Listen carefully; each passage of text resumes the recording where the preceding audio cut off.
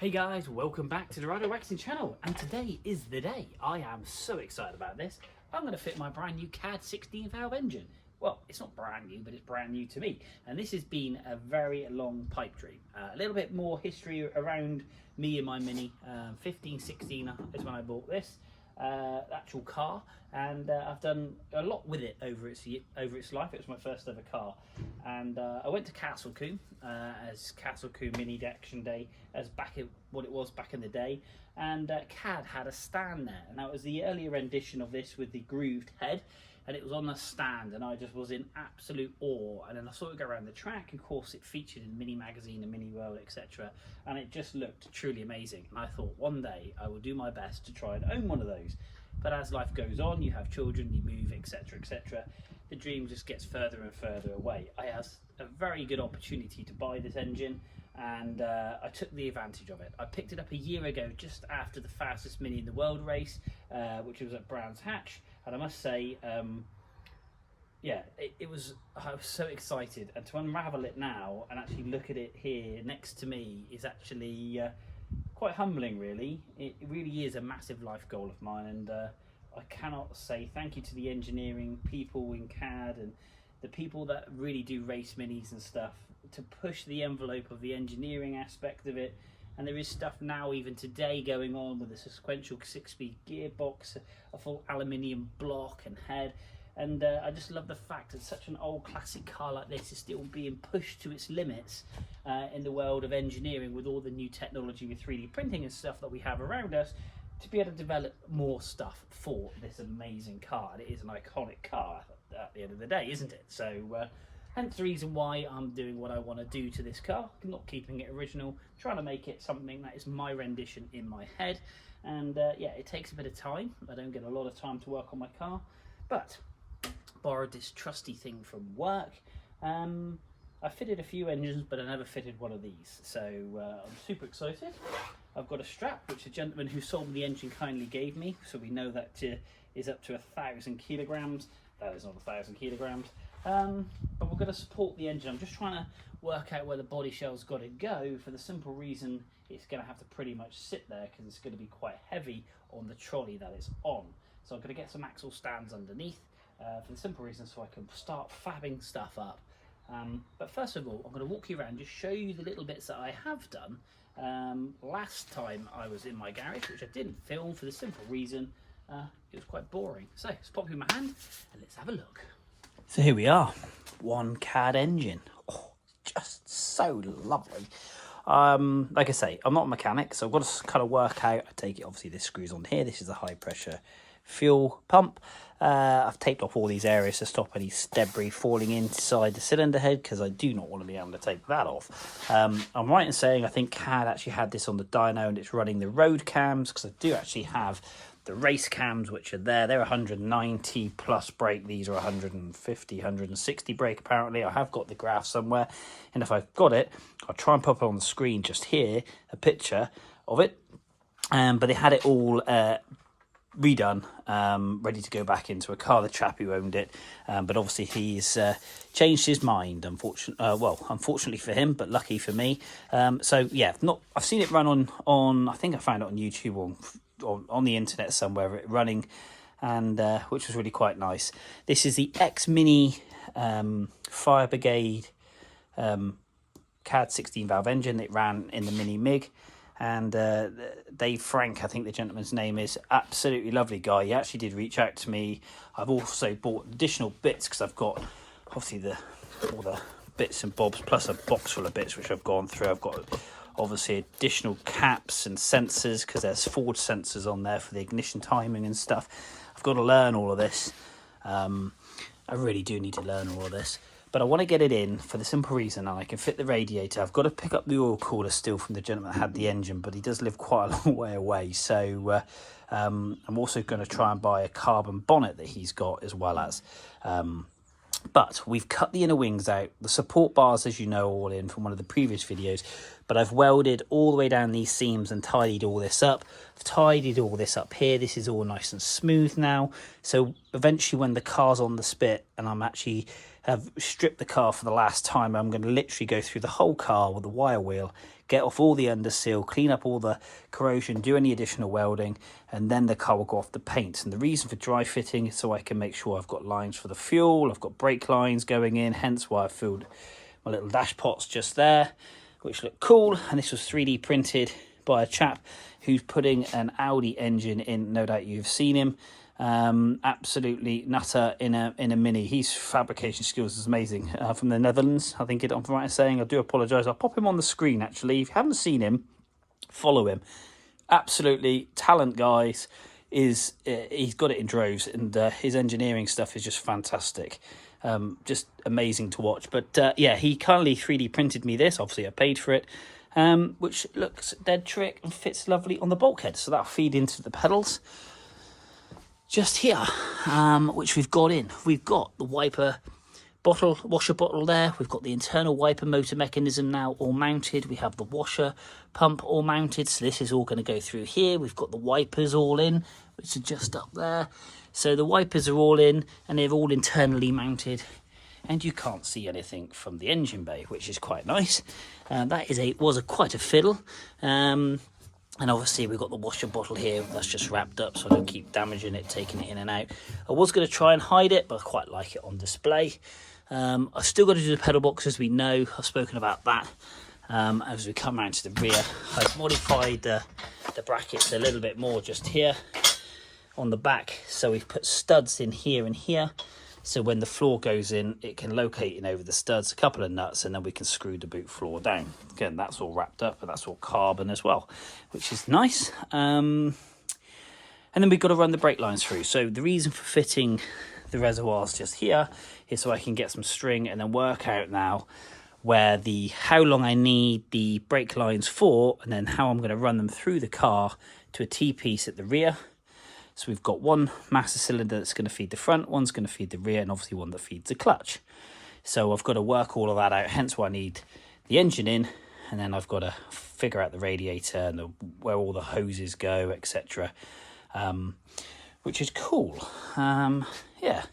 So yeah, we just a lot of tidying. Welded all up around these bracketry, so that's all nice and strong now. So we're not just pulling on this from the subframe. That's welded to that, that's now welded to that, and so on and so on.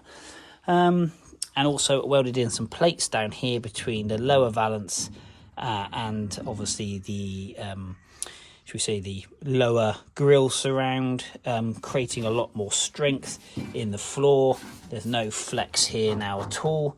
And I've linked up some bits just here and just here as well as. So again, just really trying to support the front end as much as possible so there's no flex by cutting those inner wings out, but these are nice and stout and are doing the job nicely. Like I say, I'm having to undo some stuff that I have done because this is all a learning curve, massive learning curve. This does actually scare me quite a lot. That said, I'm going to get on, I'm going to do my best to drop that in there. Right, let's crack on.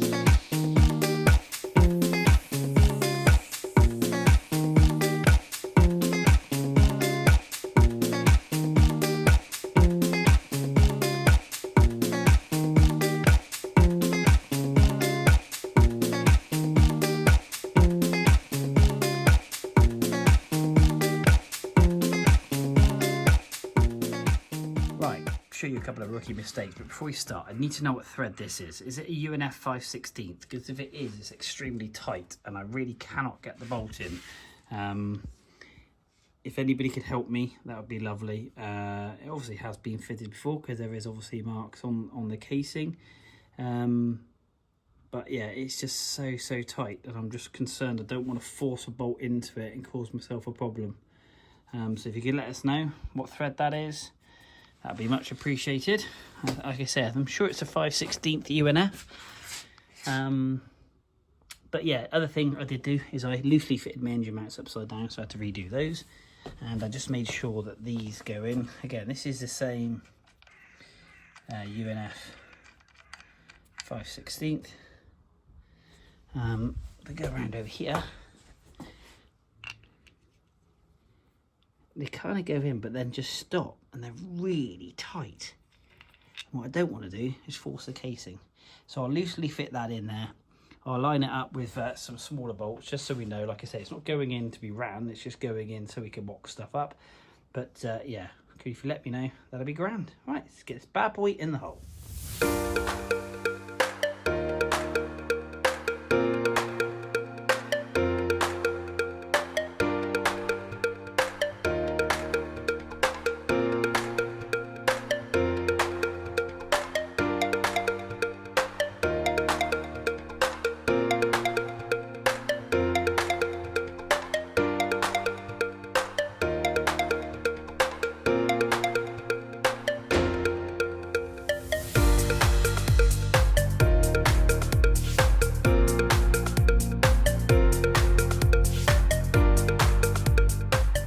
Yes, this is a major life goal. I am so happy. Look at this. Oh, buzzing. I am so buzzing. This, I cannot tell you. I am totally ecstatic with this. Just love it. I've got it on a couple of axle stands just to support the weight. I've cut out this front panel here just to allow for this. I don't want to damage these lovely fluted trumpets.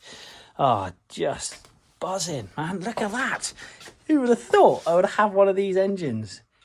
And I'm so pleased I'm doing what I'm doing. I've really gone to town with this. It's taken a long time and it's a lot of money. And every spare penny I got goes on this bad boy.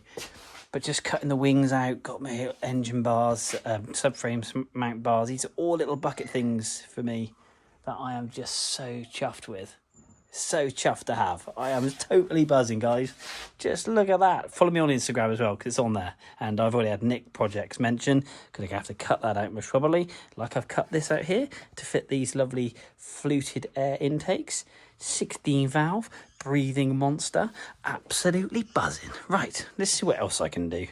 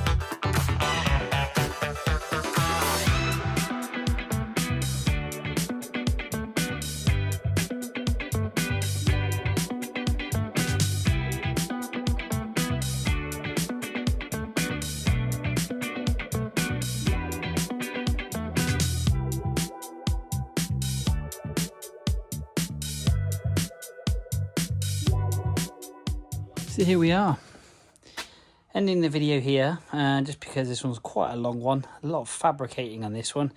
As you can see down here, we've got a lovely 2mm gap, 3mm gap there, 3mm gap there, locates in lovely. Just got to kind of design, I might just get the radiator reconditioned as such.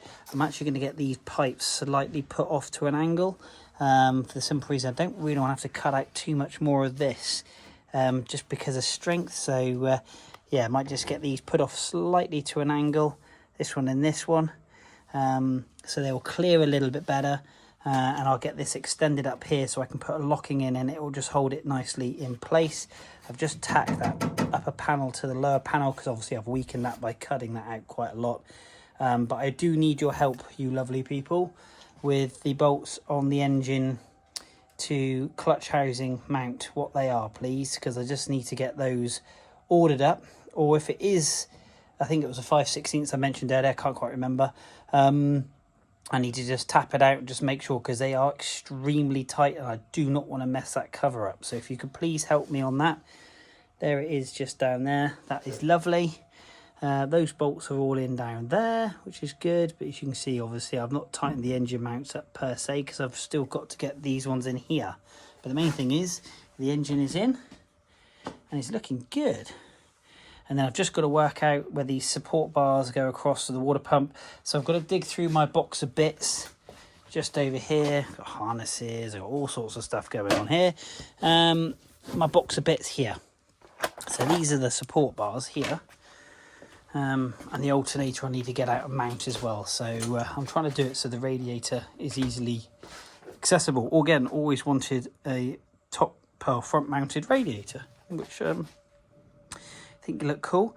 And then I've got to try and work out how my grill is going to fit with that, with a gap. Yeah, that'd be interesting. So we're going to get that out as well, but we're going to do that in the next episode. So again, just need to work out where these engine mounts and that go. That one there, it seems a bit longer. Just grab the other one really quickly. This one's shorter, so this must be clutch side. Again, I have no idea. I'm working this out as we go along. There is the clutch side just there. So I need the plate here to work out where the engine's going to go. And then I can adjust those accordingly. Again, I want to make sure that we are pretty much where they were before. And that one must be the water pump one, which mounts that side. So yeah, I need these things, the bolts, and any other bits you guys can help with, then much appreciated. It really is, because I don't really know what I'm doing, but I'm going to work it out. That is part of the fun. But I must admit, super happy, super chuffed. I cannot believe I actually am that lucky to own something quite like this. Just, yeah, beautiful. Oh, look at that. Oh. Just absolutely beautiful. Such a happy bunny. Really am. That's what they should have designed in the first place. It just looks like it should look. In keeping. Look at that. Just amazing. And I can get my gear selector in as well. I'm going to get the rod connected up to make sure the hole inside down there is all in the right place as well. So guys, stay tuned, hit like, hit subscribe if you can, come along the journey. We're now getting into the fun stuff opposed to just fabbing up. But again, I'm chuffed I've learned how to weld, because again, I've reinforced this plate onto the plate just down there. And I think I've done quite a tidy job with that. Again, with the paintwork, that will come up even better. So yeah, guys, let's close. So there we are, one very happy buddy with my absolute life dream. Guys, hit like, hit subscribe. Thanks ever so much indeed for watching, and thanks for listening to me rabble on. Super excited. I'm going to stand here and look at this now for the next few hours and have a little bit of a tidy up. See you soon.